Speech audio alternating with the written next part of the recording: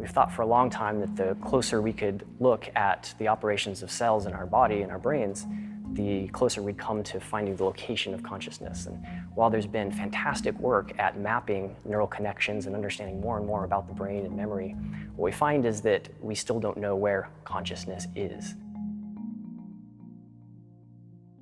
Now, a non-localized picture is the picture of consciousness on which we're converging now, which is to say that consciousness does not seem to be strictly produced by the brain. It involves the brain, but there's something much deeper going on here. Consciousness may not be localized to our bodies, but may be a fundamental feature of the physical world in which we live. We can see an example of consciousness technology in the Mind Lamp, developed by Celeron. This prototype integrates a random number generator into a color-changing light. Think of a color, and the lamp turns that color.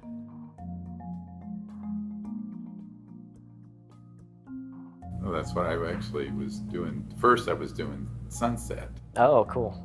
Consciousness, this faculty of being sentient, awake, is not limited to our brain waves or our bodies, but in fact transcends the limits of space-time. It's an unbounded field of awareness.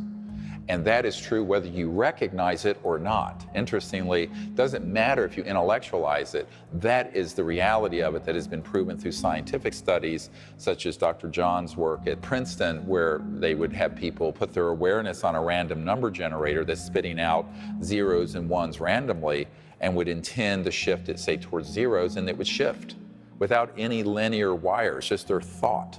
Essentially what a random number generator does is it looks at something intrinsically random in the physical world, typically a quantum process, and it converts those into a string of ones and zeros. So you can think of it kind of like a coin flipper where heads is 1 and tails is 0. Now if you collect a large enough sample size, you find a 50-50 distribution of these ones and zeros, meaning physical reality is behaving the way it should.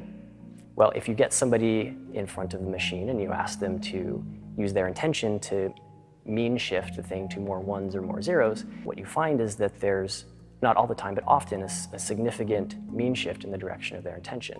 Now that's a very simple experiment, but the implications are absolutely profound.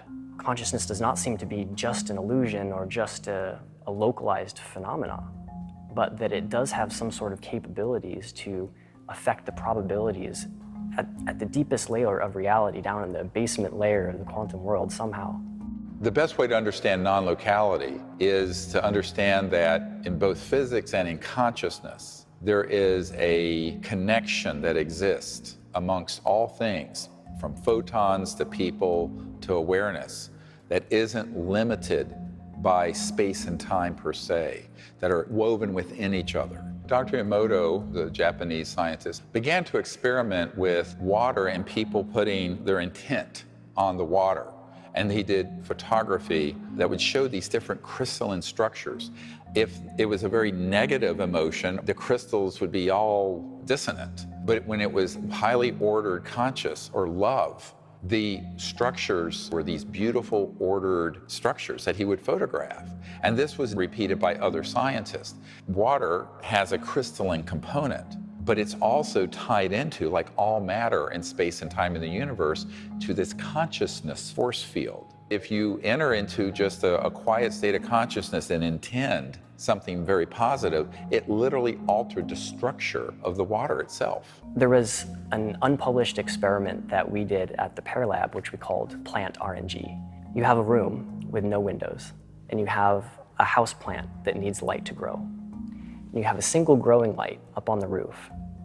The growing light can turn in one of 4 quadrants, and which quadrant that light is showing is controlled by a random number generator. So you put the plant in one corner of the room.